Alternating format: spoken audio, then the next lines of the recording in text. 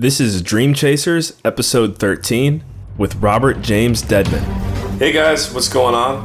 I'm Adam Carswell, and welcome to Dream Chasers, Interviews with the Future. On Dream Chasers, we interview individuals with supernatural amounts of potential based on early success in their careers. Thank you for tuning in. Now let's get straight to the interview. Hey guys, this is Adam Carswell, and today I'm joined by Robert James Deadman.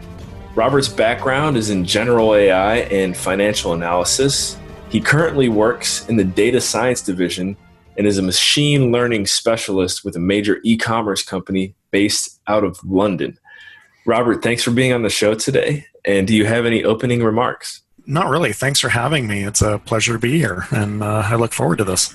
Absolutely. And I want to give the listeners another quick briefing on Robert. Him and I connected a couple of weeks ago at Freedom Fest in Vegas and shared a lot of ideas. Robert, we kind of joked even before this interview, I like to bring individuals on the show that are younger or have maybe been in their industry for 3 to 5 years. And Robert joked before we got started, he's like, you might want to add a 0 to the end of the 3 for me. So he's very experienced, but I bring him on today because we are still talking about a very intriguing topic that revolves around the future. And it's AI, automated intelligence. And that's why, Robert is a specialist in this. And I really think he can give us a nice grasp on the direction our world is heading. Well, it's actually artificial intelligence, but there's certainly a lot of automation aspects that kick into that. So. Thank you. And as soon as I said that, I'm like, you know what? I hope that was right. So thank you already for helping me stay on track. Not a problem. Robert, what is your dream or vision for the future of artificial intelligence?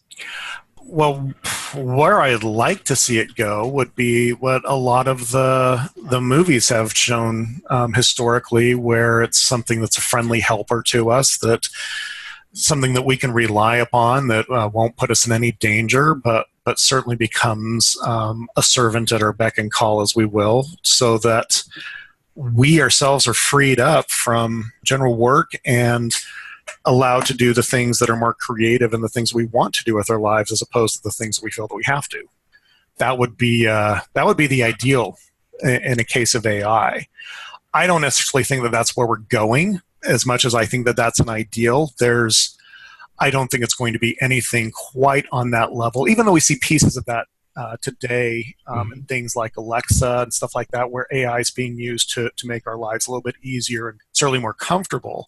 It's also being used all around for all sorts of sinister actions, if you will, by various groups. And really, it's just a competition that is going on from various groups trying to create stronger and stronger AIs to be able to be better than everyone around them.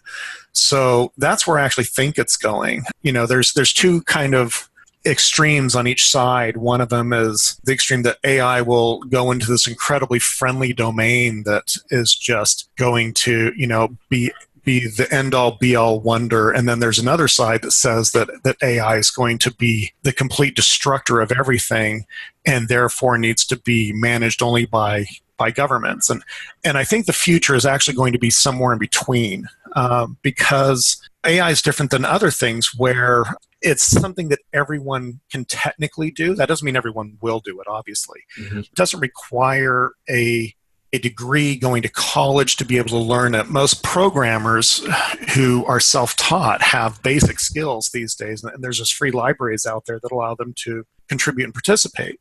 And so I think what you're going to find is that most of what AI is going to be doing is actually going to be held in the background. We will be completely affected by it very heavily, but most of the time we will never see that what's affecting us is caused by it.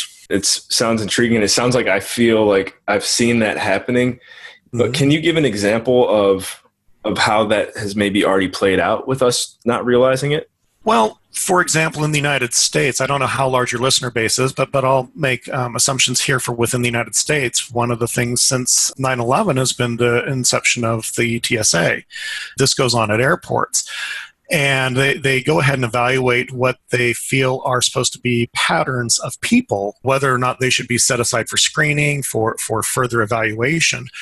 And a lot of it that is done historically was just by people taking their own observations and trying to look at, what behaviors they think somebody should be. But what's been going on a lot more recently, even to the point that there's been AI competitions for this, is sending out the data for AI experts and machine learning experts to evaluate huge amounts of data of what a terrorist in their mind thinks that they should be. And these competitions involve people coming up with AI models and machine learning models to figure out which is the best model for identifying a terrorist without them actually being aware that they're on a list, or something which adds some kind of consistency to that. So in this model, if somebody's being set aside, they could be set aside for no other reason that they fit a model. Not because they're actually tied to it or not, but they wouldn't know at the time that model was generated by a group of people trying to apply AI techniques.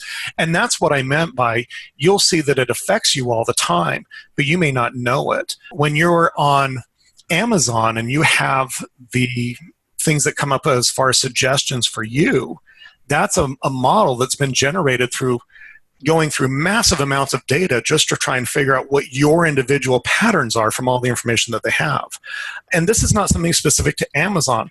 This is becoming so normal that most large companies have some kind of AI research area, or at least a data science division that utilizes AI techniques to be able to target advertising for you, to determine who's allowed where, what should happen, trying to affect political processes, all those kind of things along the way. And so, like I said, you often will not know that AI has been used on you, or for your purpose, I should say, but you are certainly subject to it. Right. So I wonder, in your opinion, what is the best way to embrace AI? Because obviously you could fight it, but I think that would just tire someone out trying to defend against a computer spying on them or getting their information. So what's the best way that someone could embrace this change that's coming? Well, unfortunately, I wouldn't say that there's a way that you as an individual could necessarily embrace it. I think what's going to happen is that the industry is going to try and do things to have its own countermeasures as well. Basically, we'll start turning towards counter AI, if you will.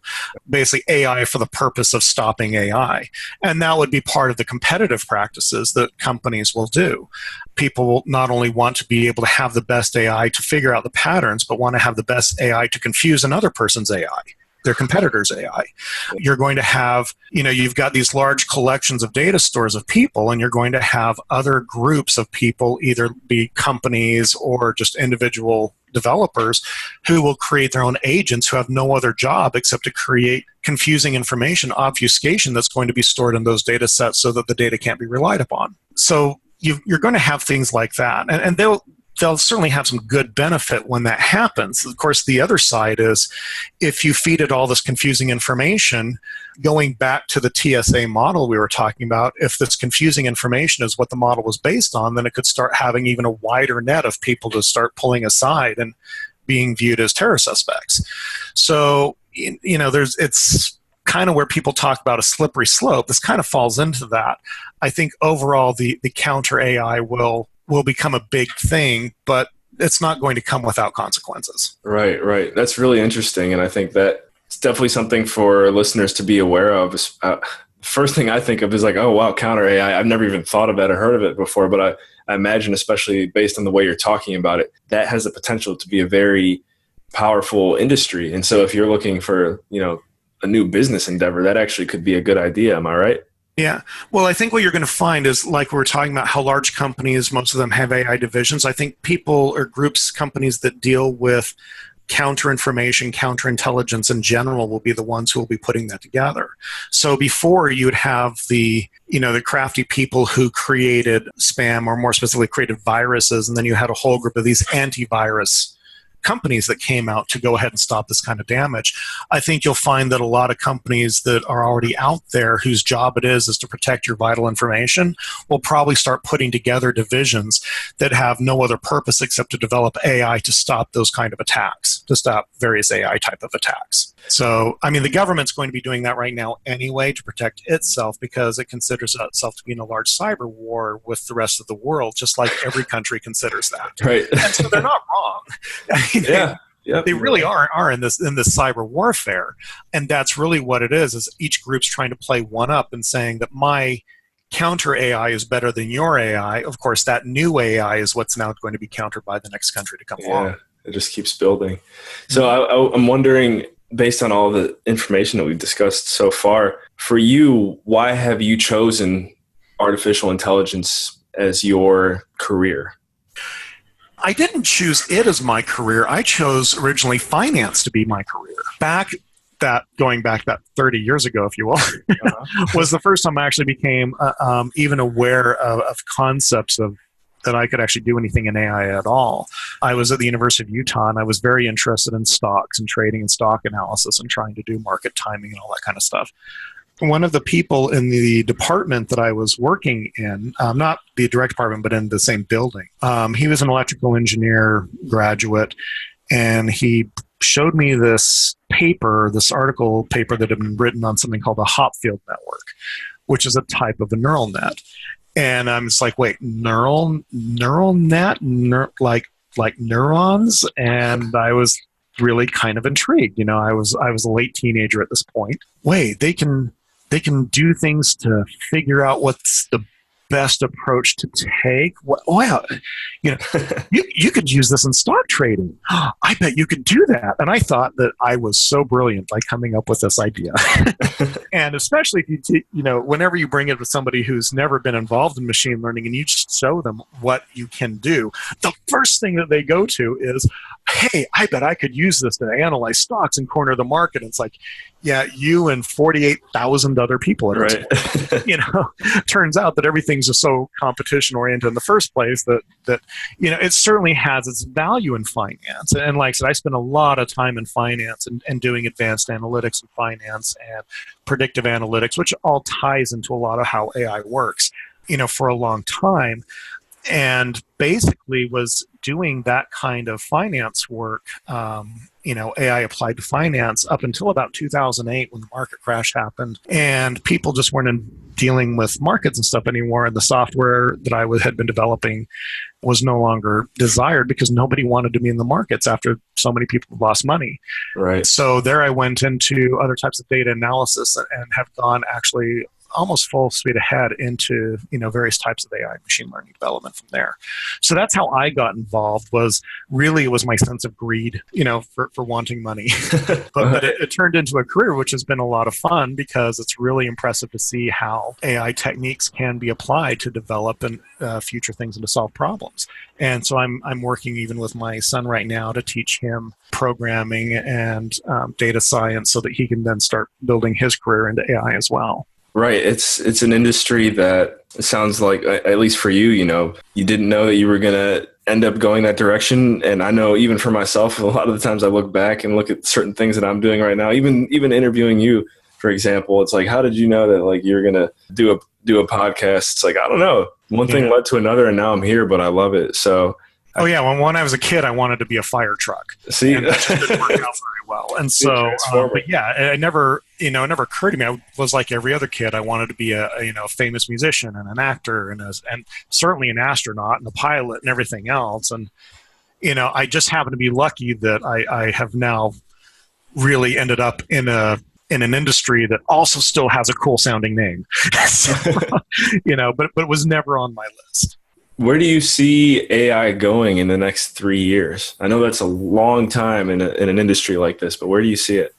Well, I think you're already seeing where it's going by looking at stuff going on out there already. Like I said, you look at things like what Amazon is doing and what Tesla is doing and Uber. So things such as the self-driving cars are certainly trying to be pushed forward ahead. You've got the personal assistants or something like Alexa, or Siri or things like that are going to be able to make life easier. They're not necessarily things, though, our society is not one that makes it so that even when things are easier, that we somehow become less stressed or less obligated. If anything, it ends up tying us to it. But we also never see that it's occurring. So One of the things you have to remember about AI and its development is it's very organic, and that's the way it's also going to continue for the next 3 years, the next 5 years, the next 10 years. It's not going to be something where you're going to see a switch and a change. It's just something where little pieces are going to kick in, and they're just going to happen to be there. We've been watching the self-driving automobile develop for the last 5 years. Right. Now we see that they're on the street being tested. But 10 years ago, the thought of it was completely unheard of. Who would ever trust themselves over to it? The question really ends up being, how is that going to end up developing into our lifestyle? Is it going to be an automobile that talks to us like Kit and Knight Rider or Johnny Cab from, forgot the Mars movie that Schwarzenegger was in, but like a cabbie that talks to you or something like that, or somebody who, you really don't want to interact. You just want it to do its job and get you from point A to point B and leave you alone.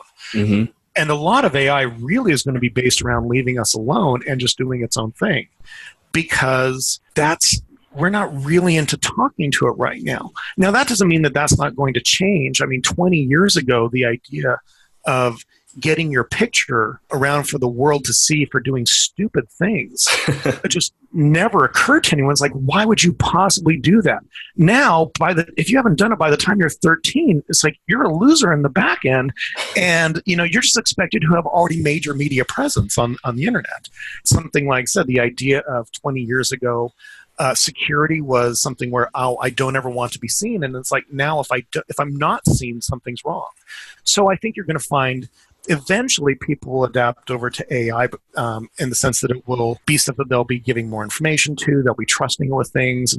There's really a lot of ethical discussion about whether you should or shouldn't. We'll go ahead and leave that to the ethicists, which I am one, but I'm not going to get into that here. But the thing is, like I said, I don't think in the next 3 years you're going to see this sudden change or anything real different, because you're not going to see it coming. It's just going to arrive in the pieces that it already has been. See a change, but it will still have a greater and greater effect on you every day. Yep. So we're getting close to the end of the interview. I did have another question based on that, and then after that, I've got 3 fun questions for you. But is there, sticking to the 3 years real quick, is there anything developing right now that you are excited about in particular? If they can get the self-driving automobile to work, I think it will be, excellent if they will begin to trust in it. But there's 2 big concerns about trust. One of them is the idea that, it could go ahead and hurt somebody on the street or in the vehicle. The other thing is that if you don't have control over it, does that mean that if you, again, get on somebody's list, that they can shut down your vehicle without your desire? Mm-hmm. Now, a lot of people can actually do that. If you have OnStar, your vehicle can have that done to it anyway. So in a way, it's already taking those pieces in. But that's certainly a big deal to look at. I think the idea of the personal assistant coming up, more into play is certainly something you're going to see. And I do like the idea of it. I do like the idea of AI being able to solve the problems that we were not used to solving. And I think in the next certainly 3 to 10 years, you're going to see AI solving problems that have science problems that have often been seen to be unsolvable patterns. When you start analyzing, say, aspects of space, and you start looking at, astrophysics and how the universe operates, and those questions that we still have that we ourselves don't know how to figure out, that we're going to start passing off to AI to say, how does this part of space work? Here's all the data that we have. What can you see that we're not seeing? Mm-hmm.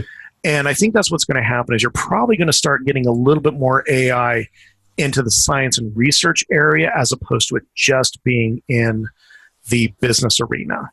And when it gets into the science arena, it will feed back into the business arena, because then people will start creating new developments in technology that are designed by other AIs instead of designed by humans with AI assistants. Right. And those are the things to be watching for. I do think, whether we like it or not, Amazon's going to be one of the people going in there, as well as Google, as well as Apple and some Microsoft, and probably even IBM. So you're going to have all the big boys doing it as well.